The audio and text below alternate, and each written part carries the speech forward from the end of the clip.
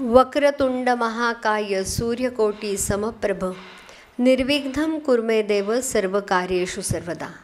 माझे गुरु विजय चकातदार सर, गजानन ज्योतिष विद्यालयाचे धनंजय पळसुले, आजचे दोन्ही माझ्यानंतर बोलणारे मान्यवर वक्ते माननीय अनंत मराठे, माननीय प्रसन्न मुळे, माझी मोठी बहीण प्रिया मालवणकर, सभागृहात असणारे ज्योतिष अभ्यासक आहेत. मगाशी तुम्ही जेव्हा म्हणलात की इथं ही माझी माणसं आहेत, तर खरोखरीच तर गर्दीपेक्षा पळसुल्या दर्दी महत्त्वाचे. त्यामुळे हा भाग खूप महत्त्वाचा आहे. किती आहेत त्याच्यापेक्षा ज्यांना खरंच प्रेम आहे ते महत्त्वाचं आहे. आणि हे विशेष आहे की अशी काही प्रसंग तुम्ही मगाशी म्हणता आला तर त्यावेळेला तुम्ही हा कार्यक्रम कॅन्सलही करू शकला असतात, पण तरी तो त्या जिद्दीने तुम्ही पुढे नेलात, आणलात, तर यालाच खरोखरीच सलाम आहे. आणि याची कुठेतरी ईश्वर नोंद घेईल. पुढच्या वेळेला जेव्हा करणार त्यावेळेला याची सगळी कसर भरून निघेल. आपण त्यावेळेला ते अजून जास्त निश्चितपणे प्रयत्न करू. कारण जे आहेत ते अभ्यासक, कारण आपण जेव्हा शिकवतो किंवा काही बोलतो त्यावेळेला किती लोकांसमोर आहे त्याच्यापेक्षा किती जे अभ्यासक आहेत आणि त्यांना किती आत्मसात करणार ते जास्त महत्त्वाचं आहे.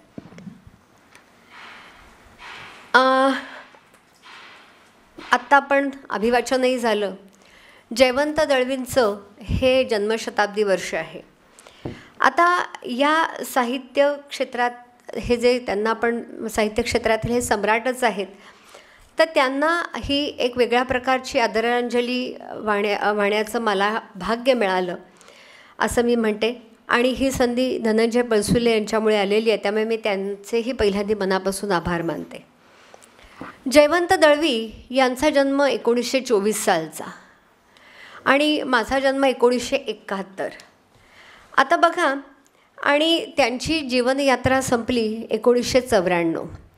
म्हणजे जेव्हा जयवंत दळवींचं जे साहित्य आहे त्याचं वाचन किंवा नाटकं ही नंतर आली, त्या नाटकांचे काही पुढे चित्रपटातही रूपांतर झालं, पण परंतु वाचनाची आवड हा जेव्हा आपण असं म्हणणार आहोत तर त्यावेळेला आत्ता जे खरोखरी ज्यांनी जयवंत दळवी अनुभवले, ज्यांनी जयवंत दळवींना जवळून बघितलं, त्या व्यक्ती या आता थोड्याशा वृद्ध काळाकडे आलेल्या आहेत किंवा आपण म्हणू की त्या सिनियर आहेत.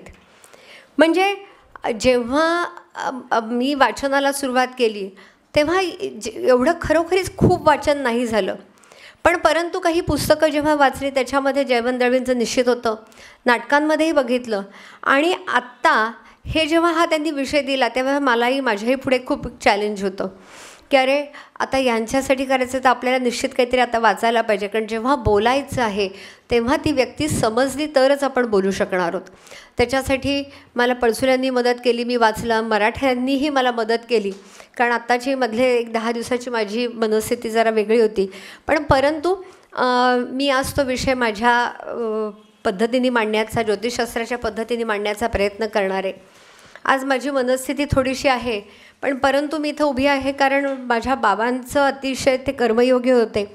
आम्ही लहान असताना कधीही त्यांना शाळा बुडवलेली, ऑफिस बुडवलेलं, मी माझा क्लास बुडवलेला, कधीच त्यांना आवडलं नाही. आणि मी आज असं नाहीच झाला की कधी ते कंटाळा आला म्हणून आज क्लासला सुट्टी दिली. ते म्हणायचे कशासाठी उगाच सुट्टी द्यायची. त्यामुळे मी इथं आली आहे. घरी परिस्थिती जरी वेगळी असली तरी बाबांना निश्चितच त्याचा आनंद होणार आहे की आपली मुलगी तिच्या ठरवलेल्या किंवा कार्याला चुकली नाही. त्यामुळे बाबा तुम्हालाही प्रणाम.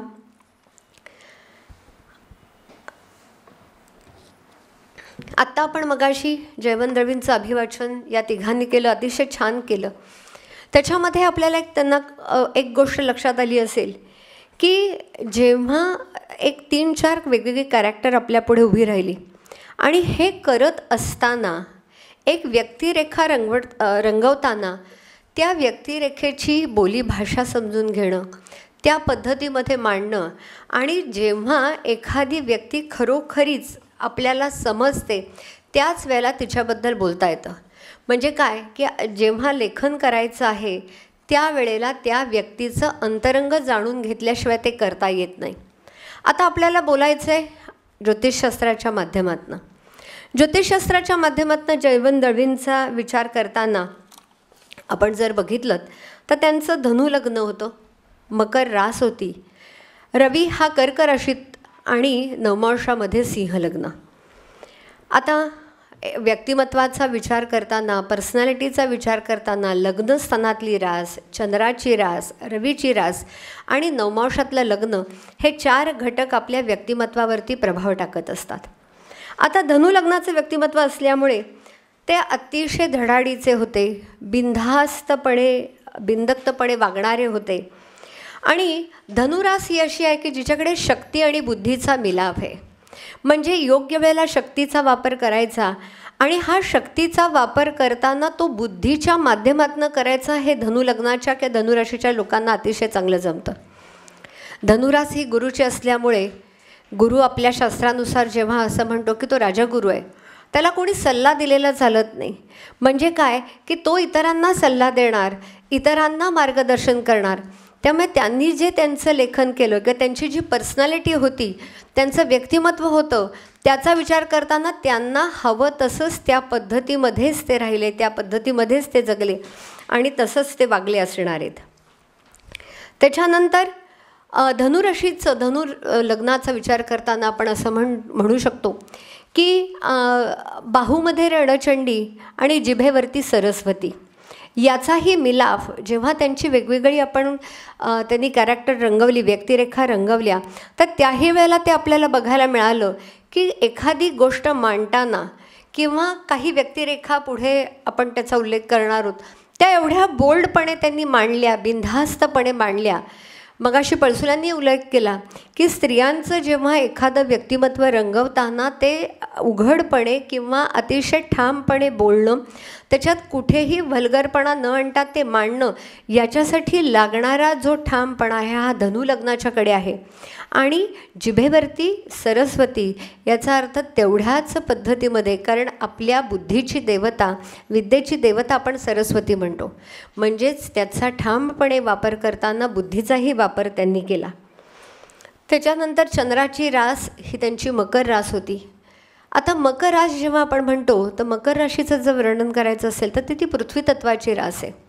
पटकन या राशीच्या व्यक्ती खूप काही पटापटा धडाधडा बोलतील असं नाही, पण परंतु या व्यक्ती टाईमली आउटस्पोकन असतात.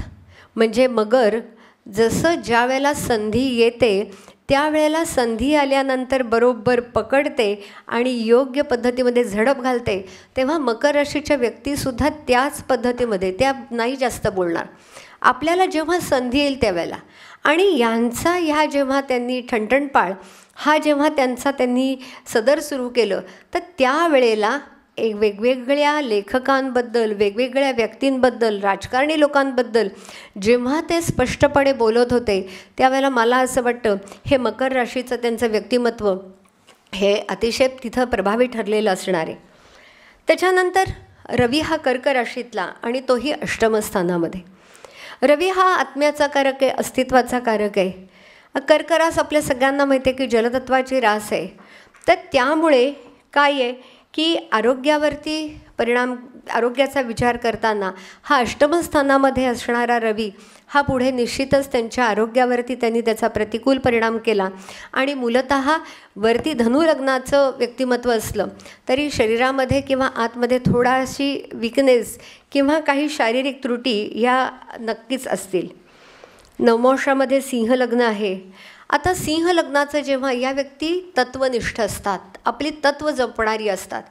म्हणजे काय की जे तत्वाचं आहे, जे खरं आहे, त्या खऱ्याचीच कास धरणारे, त्याच पद्धतीमध्ये वागणारे, आणि मी शेंगा खाल्ल्या नाहीत, मी टरफलं उचलणार नाही, हे स्पष्टपणे सांगणं हे सिंह राशीच्या व्यक्तींना जमतं.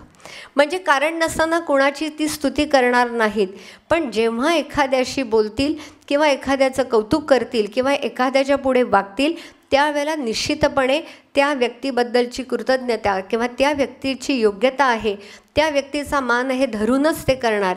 आणि त्यामुळे त्यांचा हा कोणत्याही गोष्टीकडे बघण्याचा ॲप्रोच हा अतिशय तत्वनिष्ठ होता आणि स्वतःला झोकून देऊन त्यांना हवं आहे त्याच पद्धतीमध्ये त्यांनी त्यांचं काम केलेलं आहे. आणि असं व्यक्तिमत्व असलं तरी चंद्र हा मकर राशीमध्ये श्रवण नक्षत्रामध्ये, म्हणजे हे सगळं व्यक्तिमत्व जरी होतं तरी त्यांच्याकडे एक आपण म्हणू संवेदनशीलता ही निश्चितच होती, कारण त्याच्याशिवाय त्यांनी एवढं लिखाण केलेलं नाही आहे.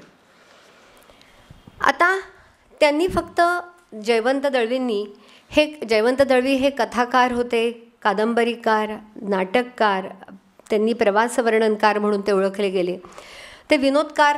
फक्त त्यांनी कविता केल्या नाहीत, म्हणजे कविता सोडून साहित्य क्षेत्रातल्या सर्वच अंगांवरती त्यांचं प्रभुत्व होतं आणि त्यांनी ते सिद्ध केलं. म्हणजे त्यांच्याकडे कला, साहित्य गुण आणि लेखनकला या गोष्टी अंतर्भूत होत्याच. आपल्या जेव्हा ज्योतिषशास्त्राच्या माध्यमातून जर बोलायचं असेल तर या गोष्टींचा विचार करताना कुंडलीमधला पहिल्यांदा येणारा जो धर्मत्रिकोण आहे 1, 5, 9 हे भाव हे अतिशय महत्त्वाचे असतात. आणि 1, 5, 9 हा धर्मत्रिकोणाचा भाव, दैवत्रिकोणाचा भाव हा काय सांगतो, तर लग्नस्थानावरनं जातकाची किंवा प्रत्येक व्यक्तीचं व्यक्तिमत्व, त्याची पर्सनॅलिटी, त्याचा फिजिकल अपीरन्स, त्याचा जन्माला येण्याचा उद्देश आणि त्याची कार्यपद्धती, त्याची विचारधारा, याचा विचार हा लग्नस्थानावरनं केला जातो. पंचमस्थानावरनं आपली बुद्धी, प्रज्ञा, बुद्धीचा वापर हा आपण कोणत्या पद्धतीने करणार आहोत, बुद्धीचा वापर हा कोणत्या कार्यक्षेत्राकडे होणार आहे याचा विचार हा पंचमस्थानावरनं केला जातो. पंचमस्थानावरून ज्या वेळेला आपण असं म्हणतो की जसं आपली विचार करताना आपली शाखा निवड आहे आणि बुद्धीचा वापर, अंगीभूत कलागुण, म्हणजे प्रत्येकाचीच बुद्धी काही विशिष्ट इंजिनिअरिंग किंवा टेक्निकल गोष्टी किंवा याच्याकडे असेल असं नाही आहे, पण माझ्याकडे अंतर्भूत असणाऱ्या गोष्टी आणि जशा एखाद्या विषयाची आवड ही आपल्यामध्ये अंतर्भूत असते तसंच कलेशी निगडीत असणारे गुण हेही आपल्यामध्ये अंतर्भूत असतात. म्हणून पंचमस्थान हे खूप महत्त्वाचं आहे. त्याच्यानंतर नवमस्थान 1, 5, 9 या भावांशी निगडीत जेव्हा आपण गोष्टींना म्हणतो की तो दैवत्रिकोण आहे किंवा धर्मत्रिकोण म्हणतो, तर दैवत्रिकोण याचा अर्थ असा की ज्या गोष्टी आपण जन्माला येताना घेऊन आलेलो आहोत आणि ज्या बदलवता येत नाहीत, म्हणजे माझं दिसणं, माझी पर्सनॅलिटी, माझं व्यक्तिमत्व, माझा फिजिकल अपीअरन्स मला बदलवता येणार नाही, माझी बुद्धी, प्रज्ञा, माझी विचारधारा, माझी विल पॉवर मला बदलवता येणार नाही. तसंच आपलं भाग्य, नवमस्थानावरनं आपल्या भाग्याचा विचार करतो. आपलं भाग्य, आपलं पूर्वसुकृत हेही आपण बदलू शकत नाही आणि या जन्माचं आपलं जे भाग्य आहे ते आपल्या मागच्या जन्माच्या कर्माचं फलित आहे.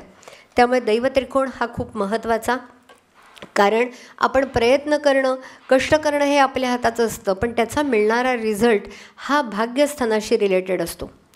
आता या स्थानांच्या बरोबरीने ज्या वेळेला लेखनकला करायची आहे किंवा लेखनकला अंगीभूत आहे आणि त्याच्या माध्यमातून पुढे अर्थार्जन आहे, त्याच्या माध्यमातून प्रसिद्धी आहे, याचा विचार करताना जो सगळ्यात महत्त्वाचा भाव येतो तो म्हणजे तृतीय स्थान. आता तृतीय स्थान काय आहे, तर तृतीय स्थान म्हणतो आपण सहज स्थान, सहज प्रवृत्ती. मग सहज प्रवृत्ती, सहज स्थान काय हो, तर आपल्या प्रत्येकामध्ये एक इनबिल्ट अशी एक सहज प्रवृत्ती किंवा एक वेगळ्या प्रकारची शक्ती आहे आणि ती शक्ती, ती एनर्जी आपण सहजरित्या वापरतो. त्याच्यासाठी वेगळं काहीही एफर्ट्स घ्यायला लागत नाहीत. ते एफर्टलेस स्थान आहे, म्हणूनच त्याला आपण सहज स्थान म्हणतो. आणि म्हणून तृतीय भावात असलेले ग्रह किंवा तृतीय स्थानाचा स्वामी आपल्या कुंडलीमध्ये ज्या भावात पडतो त्या भावकारकत्वांशी निगडीत आपण आपल्याकडे असणारी एनर्जी, आपल्याकडे असणारी शक्ती ही सहजपणे वापरत असतो, म्हणून त्याला सहज स्थान म्हणतात. त्याला अजून एक सहज स्थान म्हणण्याचं कारण ते अष्टमाचं अष्टम आहे, म्हणजे आपल्या जीवनात येणारी संकटं, आपल्या जीवनात येणारी प्रतिकूलता, स्थित्यंतरं याच्यावरती सहज मात करायची आहे आणि तीसुद्धा एफर्टलेस, हेही आपल्याला नियतीने ठरवले, म्हणूनही ते सहज स्थान आहे. आणि तृतीय स्थान हे पराक्रमाचं स्थान, सहज स्थान, आणि याच स्थानावरनं लेखनकला याचा विचार होतो. आणि ते पंचमाचं लाभस्थान असल्यामुळे म्हणजे आपल्यामध्ये असणारे अंगीभूत कलागुण, आपल्याकडे असणारं शिक्षण, त्याचे मिळणारे लाभ याचाही संबंध हा तृतीय स्थानाशी निगडित आहे. आणि लेखनकलेचा विचार करताना याचाही संबंध हा तृतीय स्थानाशी निगडित येतो. ज्या वेळेला अजून म्हणजे लेखनकला किंवा नाट्य, अभिनय यांचा विचार करताना आणि त्याच्या माध्यमातून अर्थार्जन याचा विचार करताना आपल्याला द्वितीय स्थानही एक संबंधात जोडलं जातं. कारण त्याच्याकडे द्वितीय स्थान अर्थत्रिकोणातला भाव आहे, म्हणजे अर्थत्रिकोणातला प्रमुख भाव आहे. त्याच्या माध्यमातून माझं अर्थार्जन आहे का याचा विचार हा द्वितीय स्थानावर नव्हतो. आणि ते बोलण्याचं स्थान आहे, अभिव्यक्तीचं स्थान आहे. माझी बोलण्याची कला कशी आहे, मी कशा पद्धतीमध्ये बोलणार आहे. आता या सगळ्या गोष्टींचा विचार करताना जेव्हा कुंडलीच्या माध्यमातून आपण जेव्हा बघतोय तर त्यांच्या पंचमस्थानामध्ये धनुलग्न असल्यामुळे पंचमस्थानात मेष राशीत ग्रह नाही. पंचमस्थानावरती शनीची दृष्टी आहे. आता पंचमावरती असणारी शनीची दृष्टी म्हणजे त्यांना त्यांचं शिक्षण पूर्ण करताना, संतती होताना, त्यांची इच्छाशक्ती लावताना निश्चितपणे त्यांना जोर लावावा लागलेला असणार. याचा अर्थ काय की त्या गोष्टी त्यांना सहजपणे मिळालेल्या नाहीत. पण शनीची दृष्टी कायमच वाईट असते असं नाही, कारण शनीची दृष्टी जिथं पडते त्या भावकारकत्वांशी निगडीत आपल्याला कष्ट, विलंब, प्रयत्नवाद म्हणजे त्यांच्या जीवनामध्ये त्यांच्या इच्छा पूर्ण करण्याकरता त्यांना आतून जोर लावावा लागलेला असणार आणि ती लागण्याची कला किंवा क्षमता त्यांच्याकडे होती असं आपल्याला म्हणता येईल. हा जो पंचमस्थानाचा स्वामी मंगळ आहे, हा पंचमस्थानाचा स्वामी मंगळ हा पंचमाच्या लाभस्थानात तृतीय स्थानात आहे बघा. म्हणजे काय झालं, पंचमस्थानाचा स्वामी हा तृतीयात पंचमाच्या लाभस्थानात आणि हा कुंभ राशीत सममित्र राशीत आहे आणि तो केतू आणि हर्षला बरोबर आहे आणि हा मंगळ वक्रीसुद्धा आहे. आता या सगळ्या ह्याच्यामध्ये हा जर तुम्ही अंशात्मक कुंडली बघितलीत किंवा नंतर अभ्यास नीट केला तर तुम्हाला असं लक्षात येईल की ह्या मंगळ आणि हर्षलाची अंशात्मक युती आहे. आता याचा परिणाम काय झाला हो, म्हणजे पंचमेश मंगळ हा तृतीयात आणि तो हर्षलाच्या युतीत, याचा जेव्हा आपण विचार करतोय तर याच्यामध्ये सगळ्यात त्यांच्याकडे, कारण हर्षल जेव्हा आपल्या शास्त्राच्या माध्यमातून म्हणतो की हर्षलाकडे एक वेगळ्या प्रकारचं पांडित्य आहे, हर्षलाकडे एक वेगळ्या प्रकारचा स्पार्क आहे, ज्याच्याकडे काय आहे की शक्ती आणि बुद्धीचा मिलाप आहे. कारण तो वायुतत्वाचा आणि अग्नितत्वाचं कॉम्बिनेशन असणारा ग्रह आहे. मंगळ आणि बुधाचे गुणधर्म 100 पटीने वाढवणार आहे. म्हणजे जेव्हा त्यांनी लिखाण केलं आणि हे लिखाण करताना, कारण पंचमस्थानावरनं म्हणजे मगाशी पळसुरेचा म्हणले की किंवा काही स्त्रियांशी निगडीत जेव्हा व्यक्तिरेखा त्यांनी रेखाटल्या आणि विशेषतः काही स्त्रियांवरती झालेले अत्याचार किंवा स्त्रियांच्या मनामध्ये असणाऱ्या भावना, या भावना त्या उघडपणे मांडणं आणि त्याच्यावरती बिनधास्तपणे भाष्य करणं, तेही कुठेही चुकीच्या पद्धतीत न वाटता, याचा विचार करताना या हर्षलाचा मंगळ हर्षल युतीचा सगळ्यात मोठा परिणाम आहे. कारण हर्षलच हा रूढीबाह्य संकल्पना राबवणार आहे. हर्षलाला जो चाकोरीबद्ध आहे, जे नियम आहे, जे शिस्त आहे त्याच्या पद्धतीत, म्हणजे आपली परंपरा, संस्कृती याच्यापेक्षा काहीतरी जगाच्या वेगळं करून दाखवणं, ते झुगारून काहीतरी वेगळं करणं, याची कला किंवा ही क्षमता हर्षलाकडे आहे.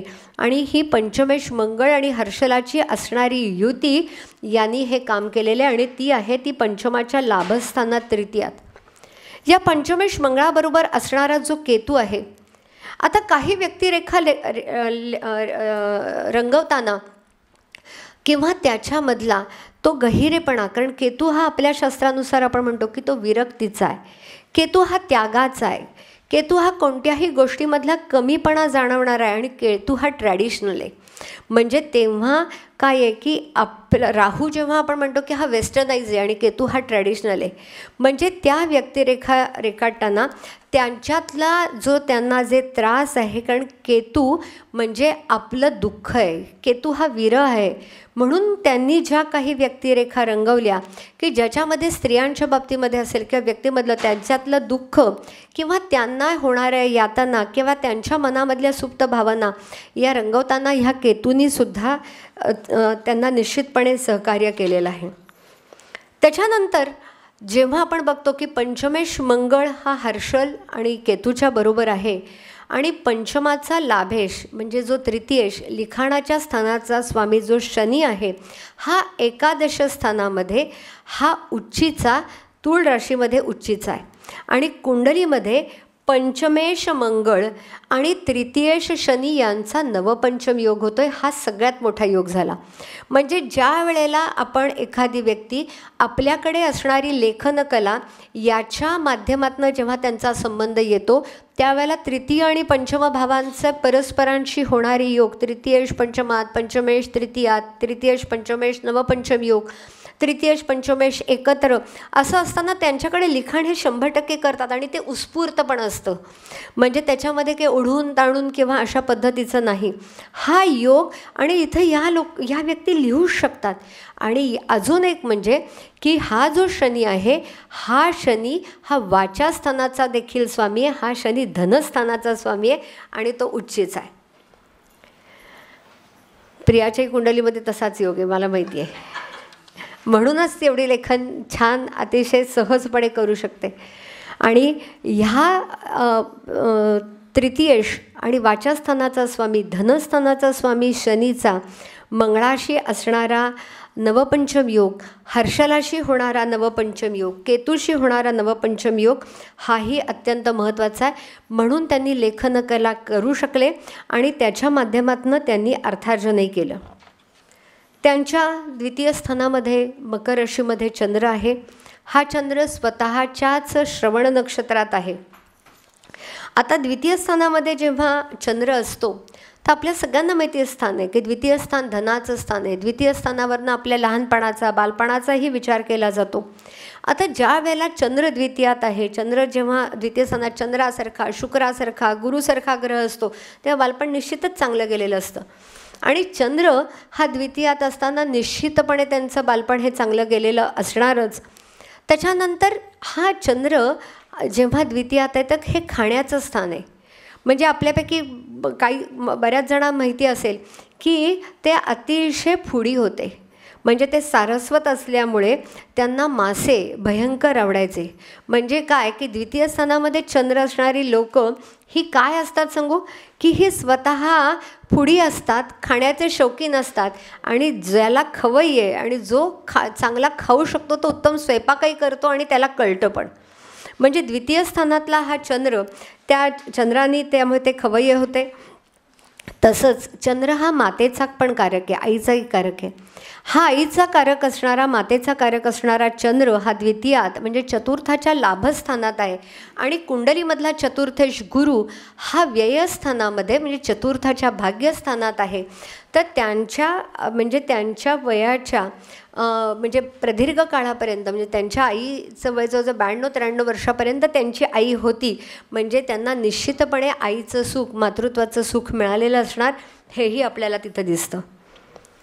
सप्तम स्थानामध्ये विचार करताना सप्तम स्थानामध्ये शुक्र आणि प्लुटो आहे.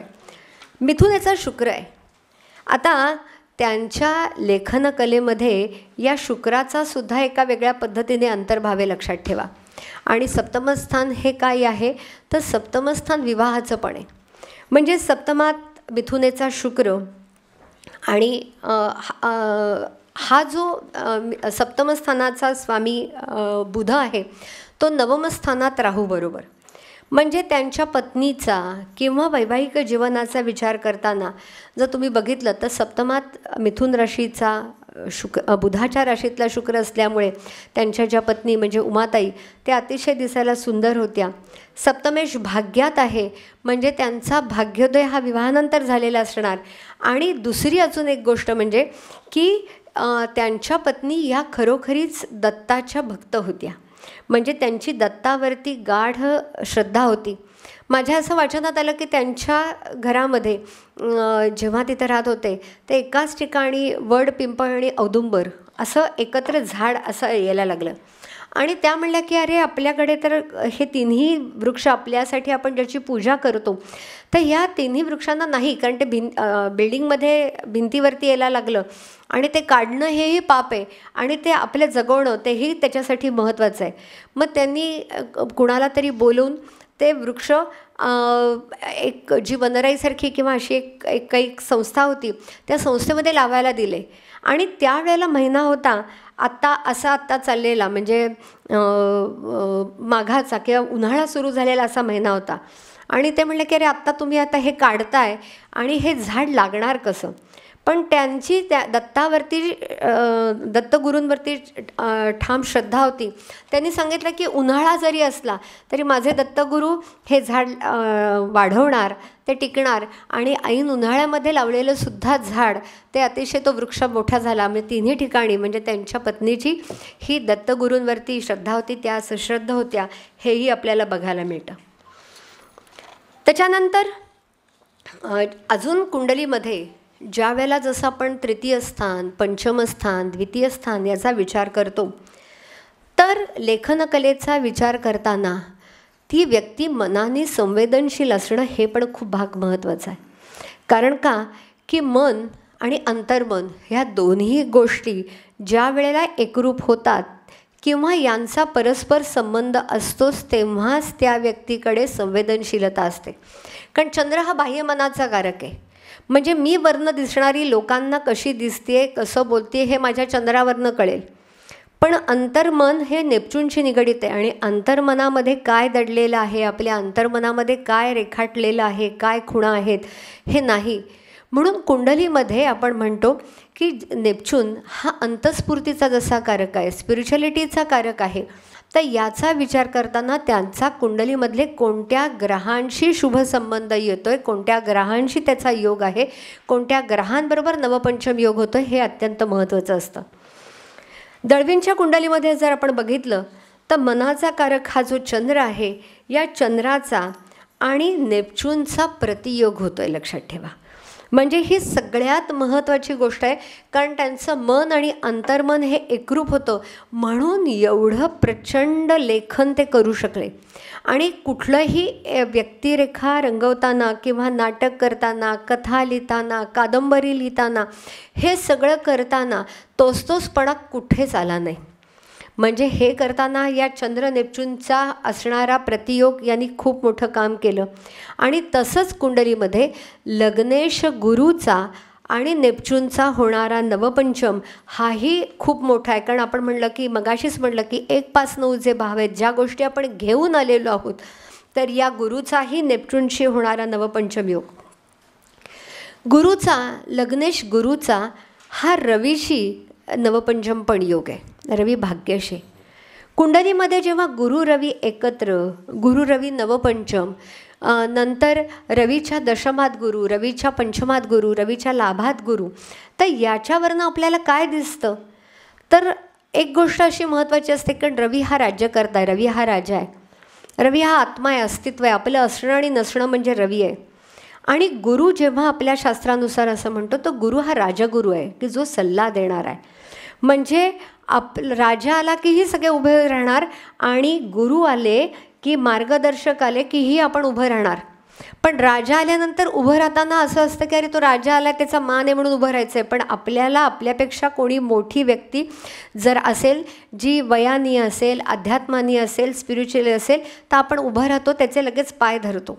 म्हणजे जीवनामध्ये मला मिळणारे मान, सन्मान, अधिकार, प्रतिष्ठा याचा विचार करताना जर गुरुचा त्या रवीशी शुभ संबंध आला, तर ते करताना मिळालेल्या गोष्टींचा, त्या गोष्टी ह्या 100% आदरपूर्वक असतात, त्या चांगल्या मार्गाने असतात आणि तिथं ते तुमचं कायम राहणं. म्हणजे आज जेव्हा ह्या सगळ्या व्यक्तींचा त्यांचा विषयच आहे की अजरामर दिगंत कीर्ती. म्हणजे आज बघा की गुरु आणि रवीचा होणारा हा त्यांचा जो नवपंचम योग आहे, म्हणून त्यांनी ज्या ठरवलेल्या गोष्टी होत्या ती तत्त्व त्यांनी जपली, त्यांनी ती सांभाळली आणि त्यांना त्या पद्धतीमध्ये त्यांच्या तत्वानी राहिले आणि कधीही ते कुठेही कुणाच्या पुढे झुकले नाहीत. त्याच्यानंतर हा जो होणारा नवपंचम योग आहे, हा 2 म्हणजे गुरु रवीचा तर नुसतं आहेच आहे, पण लग्नेश आणि भाग्येशाचा पण आहे. म्हणजे हे आपल्याला दाखवतं की त्या व्यक्तीचा जन्म चांगल्या घरामध्ये, चांगल्या कुळामध्ये, चांगल्या संस्कारामध्ये पण झालेला आहे. जर एवढं लेखन आहे, एवढा त्यांनी साहित्यामध्ये प्रदीर्घ काम केलेलं आहे. पण जर तुम्ही नीट बघितलं तर त्यांची पुरस्कारांची यादी याचा विचार केलात तर त्या मनाने तेवढे पुरस्कार त्यांना मिळाले नाहीत किंवा त्याच्यापासून ते लांब राहिले. म्हणजे एक तर काय आहे की धनु लग्न आहे, मकर रास आहे, नवमाशात सिंह आहे, काही कुणाच्या पुढे पुढे करणं, कुणाची हाजी करणं, गुडघे टेकणं हा स्वभावाचा भागच नव्हता. मला मिळालं नाही मिळालं, मी माझ्या पद्धतीत काम करणार, माझ्या पद्धतीत राहणार, माझ्या पद्धतीत जगणार, अशा पद्धतींचं त्यांचं नेचर होतं.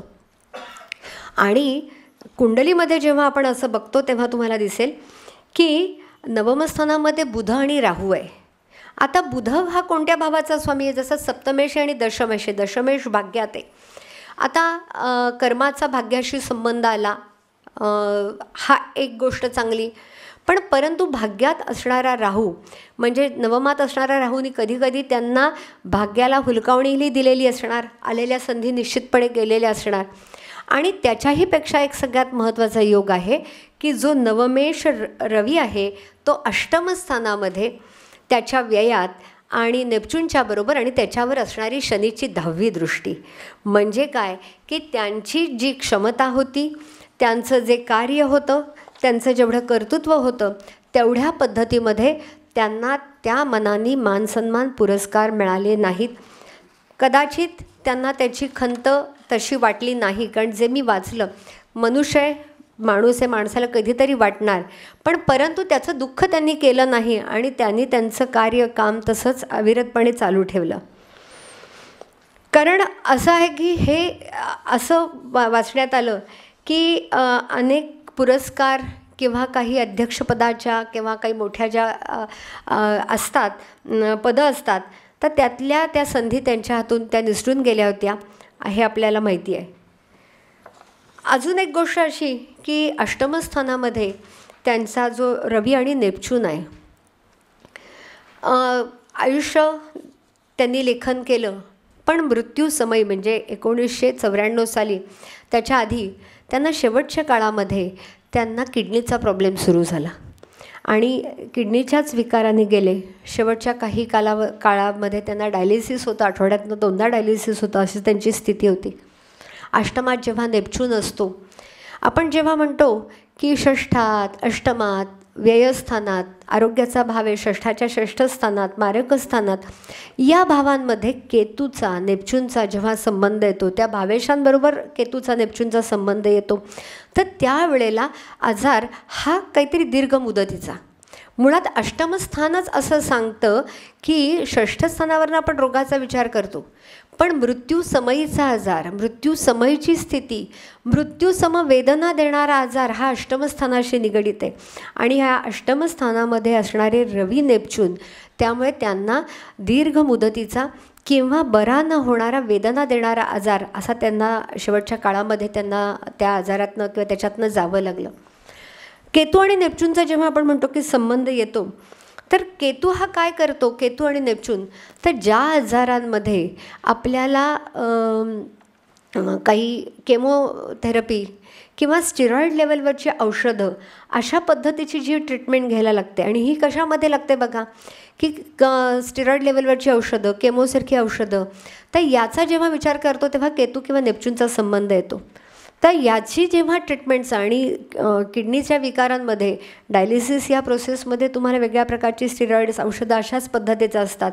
आणि या रवीवरती, आत्म्याच्या कारक रवीवरती असणारी शनीची दृष्टी हा एक भाग आहे. आणि किडनीचा विचार करताना सप्तम स्थानामध्ये जो त्यांचा शुक्र आहे तोही राहूच्या नक्षत्रात आहे. त्याच्यानंतर दुसरं सगळ्यात सप्तमेश म्हणजे जो आपण किडनीचा जे अवयवांचा विचार करतो तर सप्तमस्थान, अष्टमस्थान, कुंडलीतल्या तूळ आणि वृश्चिक राशी याचा जेव्हा आपण विचार करतो तर सप्तमस्थान, अष्टमस्थान हे दोन्ही दूषित आहे. आणि तूळ आणि वृश्चिक रास याही आरोग्याच्या दृष्टिकोनातून विचार करताना दूषित आहेत. त्यामुळे त्यांना या मोठ्या आजाराला सामोरं जावं लागलं. कुंडलीमध्ये जेव्हा लग्नेश व्ययस्थानात आहे, म्हणजे एका दृष्टिकोनातनं या पद्धतीने आपण तुम्ही कुंडली एक बघितली, पण काय असतं की आपण म्हणतो की प्रत्येकाचा जीवनाचा एक उद्देश असतो आणि तो उद्देश पूर्ण करण्याकरता किंवा आपल्याला काहीतरी गोष्ट हवी आहे त्याच्यासाठी आपण जन्माला आलेला असतो. यांच्या कुंडलीमध्ये लग्नेश गुरु जो आहे तो व्ययात आहे, वृश्चिक राशीत आहे. लग्नेश व्ययस्थानात आहे याचा अर्थ काय झाला की व्ययस्थान म्हणजे आपण म्हणतो बंधन योगाचं, व्ययस्थान आहे की इच्छाविरुद्ध वागण्याचं, व्ययस्थान समर्पणाचं, व्ययस्थान त्यागाचं आणि विलयाचं. म्हणजे काय की आपण जन्माला आल्यानंतर त्यांनी जो त्यांचा उद्देश ठरवलेला होता त्याच्यामध्ये ते झोकून देऊन राहिले आणि तिथंसुद्धा जी रास आहे ती वृश्चिक रास आहे, लक्षात ठेवा. म्हणजे वृश्चिक रास आपल्या निसर्ग कुंडलीमध्ये विचार करताना अष्टम स्थानात येते आणि ती फिनिक्स पक्षाप्रमाणे काम करते. म्हणजे एक असं आहे की वृश्चिक रास कुंडलीमध्ये ज्या भावात असते त्या भावकारकत्वांशी निगडीत किंवा वृश्चिक राशीमधले ग्रह आपल्याला खूप फाईट करायला लावतात, आपल्याला खूप झगडायला लावतात, ते सहजपणे देत नाहीत.